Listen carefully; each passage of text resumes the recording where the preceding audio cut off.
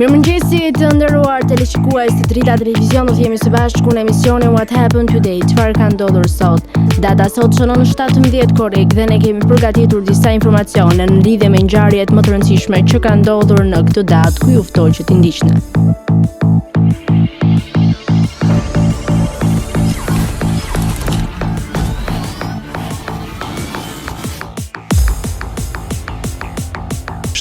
korrik. Ngjarje. 1821. Spanja ja dorëzoi Shteteve të Bashkuara të Amerikës Floridën. 1898. Ushtarët spanjoll në Santiago të Kubës ju dorëzuan forcave amerikane gjatë luftës spanjolle-amerikane. 1917. Derisa Britania ndodhe në luftë me Gjermaninë, familja mbretërore britanike ndroi mbiemrin nga Sage-Coburg-Gotha në Windsor. 1945.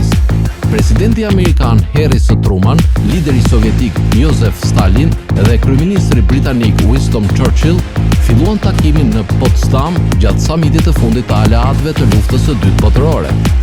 1955. U hap Disneyland në Anaheim të Kalifornisë. 1967.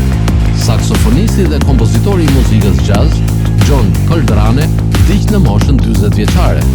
1979. Presidenti i Nicaraguas Anastasio Somoza dha dorëheqjen dhe iku në azil në Miami. 1996. Një aeroplan Boeing 747 që ishte nisur drejt Parisit eksplodoi dhe u përplas në New York, pak pas nisjes nga aeroporti ndërkombëtar John F. Kennedy. Të 230 personët në bord humbën jetën. 2000.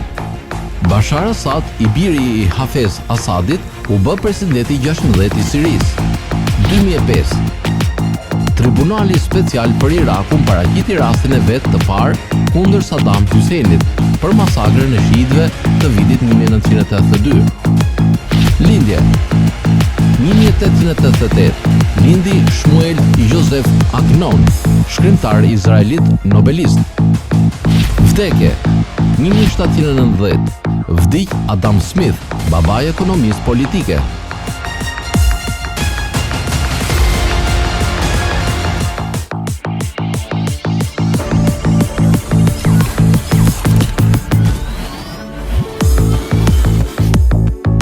Tani ju ftoj të ndiqni biografinë e Eva Alikajt, e cila është një aktore e njohur shqiptare. Në vitet 1980-1990 ishte një nga më të shuarët në kineman dhe teatrin shqiptar, duke fituar disa kupa festivalesh të filmit artistik. Eva Alikaj lindi në Tiranë më 25 prill të vitit 1961. Kur ishte vetëm 21 vjeçe, në vitin 1983, fitoi kupën si aktoria më e mirë e festivalit të 5 të filmit artistik shqiptar për rolin e Verës në filmin Njeriu i Mirë. Një vit më pas u diplomua për aktore në Akademinë e Arteve të Tiranës dhe ju bashkua trupës së teatrit kombëtar. Vazhdon të luajë me sukses në film, duke u vlerësuar me çmime në të gjithë fitet. Karakteret janë Linda tek Këshillat e Vjeshtës së vitit 1984, me të cilën merr medaljonin e festivalit të 6, e Kleva tek Treni niset në 7/5, merr çmimin e dytë. Rolet të tjera janë Ilona në Botë e padukshme në vitin 1987, Ana në Jeta në duart e tjetrit në vitin 1990, Evgenia në I paharruari në vitin 1984, Drita tek Vendimi në vitin 1984, Irena në filmin Hije që mbeten pas në vitin 1985 dhe në rolin e Glirës në Stolat në Park në vitin 1988, që prej vitit 1991 jeton në Austri, ku do martua me një shtetas të huaj. Në vitin 1993 lind djalin e saj Gino, i cili studion për violin. Në vitin 1995 u rikthye përkohësisht në Shqipëri dhe interpretoi rolin e fundit në filmin Përdhënuesit. Në vitin 2006 shfaqet një rol të vogël të një filmi austriak. Në vitin 2007 kthehet përkohësisht në Tiranë për një muzikal. Hera e fundit e shfaqur në publikun shqiptar ishte në qershor të vitit 2009 për çmimet Kult. Edhe në teatr ka një fillim shumë të mirë. Në vitet 1988 me rolin e Julietës në tragjedin Romeo e Julieta të Shakespeare-it. Tani do të kalojmë në rubrikën edhe shëndeti. Sot kam përzgjedhur për të folur rreth frutit akebia, i cili është një frut egzotik që rritet në Japoni dhe në Kinë. Akebia e purpullt mund të gjendet lehtësisht në vendet euroaziatike, në Japoni, Kinë dhe Kore.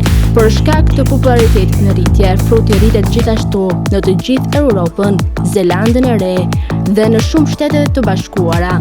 Akebia i purpurt është një burim i mirë i vitaminës C, një nga antioksidantët më të rëndësishëm që mund të mbrojnë trupin kundër stresit oksidativ dhe qëndron pas sëmundje. Fruti përmban gjithashtu një kombinim të zinku dhe vitaminave të rëndësishme të kompleksit B. Të gjitha këto mund të ndihmojnë në forcimin e sistemit imunitar. Ky frut ofron gjithashtu kalcium dhe proteina përveç fibrave të bollshme dietike për të mbajtur shëndetin e tretjes në vend dhe karbohidrate. I pasur me kalium, ky frut është i shkëlqyer për zemrën dhe shëndetin optimal të kockave. Gjithashtu, ai përmban veti antiinflamatore dhe ka shumë përfitime shëndetësore, prandaj është një nga frutat më të kërkuar në të gjitha tregjet. Disa nga përfitimet kryesore të frutit akebia janë: ndihmon në humbjen e peshës. Frutat akebia përmbajnë një sasi të konsiderueshme të fibrave që janë ideale për humbje peshe. Kuron sëmundjet e mëlçisë, duke qenë një agent i mirë antiinflamator, ndihmon në detoksifikimin dhe qetësimin e mëlçisë, rrit qarkullimin e gjakut në të gjitha pjesët e trupit dhe ndihmon në mbajtjen e zemrës së fortë dhe larg sëmundjeve të saj. Parandalon kancerin.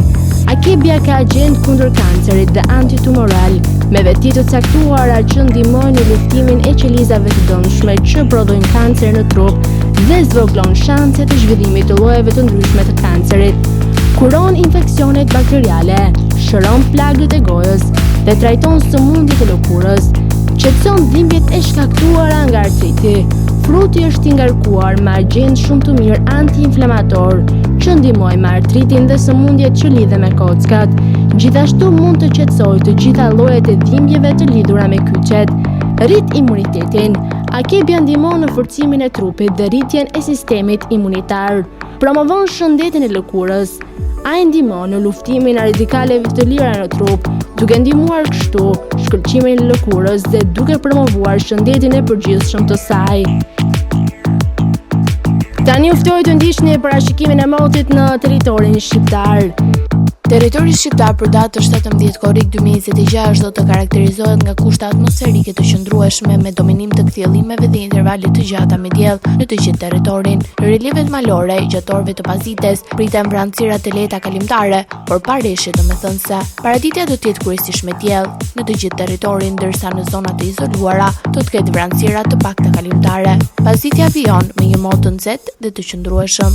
Temperatura minimale pritet të zbresë deri në 17 gradë Celsius, ndërsa maksimale do të arrijë deri në 38 gradë. Gjatë ditës pritet rreth 13 deri në 15 orë me diell. Era do të fryejë lehtë deri mesatare nga drejtimi veri perëndimor, me shpejtësi 3 deri në 6 metra për sekond. Deti do të ketë allëgëzim të ulët rreth 1 deri në 2 ballë. Indeksi ultraviolet për Tiranën pritet të jetë shumë i lartë, rreth 8 deri në 9. Sipas të dhënave astronomike, lindja e diellit në Tiranë do jetë rreth orës 5:15 minuta, ndërsa perëndimi rreth orës 20:19 minuta. Temperaturat minimale dhe maksimale për disa qytete kryesore të Shqipërisë do të jenë si më poshtë. Shkodër 23 deri në 36 gradë Celsius. Kupës 19 deri në 34 gradë. Peshkopi 18 deri në 32 gradë. Tiranë 26 deri në 37 gradë. Durrës 25 deri në 34 gradë. Kavaj 25 deri në 34 gradë. Elbasan 23 deri në 37 gradë. Berat 24 deri në 38 gradë. Korç 17 deri në 30 gradë. Florë 25 deri në 33 gradë. Gjirokastër 19 deri në 33 gradë. Sarandë 25 deri në 33 gradë Celsius. Tani u ftoj të ndiqni parashikimin e motit në territorin e Kosovës.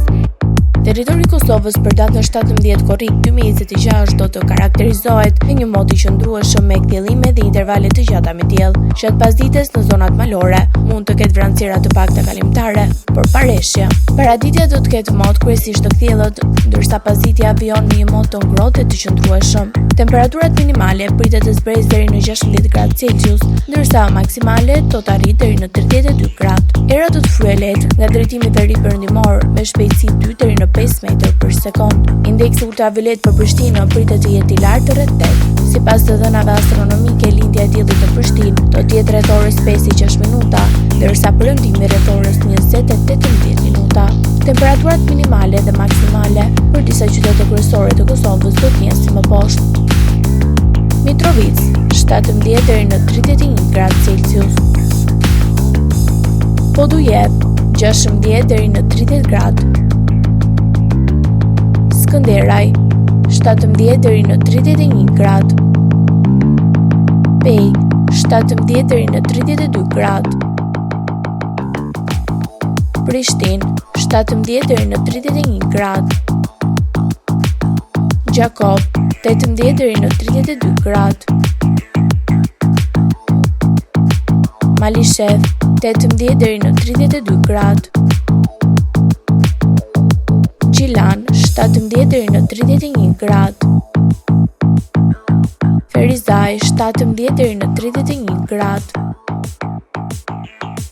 Kaçanik 16 deri në 30 gradë. Suharek 18 deri në 32 gradë. Prizren 18 deri në 32 gradë Celsius. Të nderuar teleshikues të Drita Televizion, kjo ishte gjithçka e përgatitur në këtë emision. Ndërkohë ju ftoj ta ndiqni në rrjetet tona sociale, Instagram, TikTok, Twitter dhe Facebook. Gjithashtu, nëse dëshironi që ta ndiqni live, mjafton të klikoni në webdrita.tv. Kjo ishte gjithçka e përgatitur në këtë emision dhe ju ftoj të ndiqni programacionin në vijim të Drita Televizion.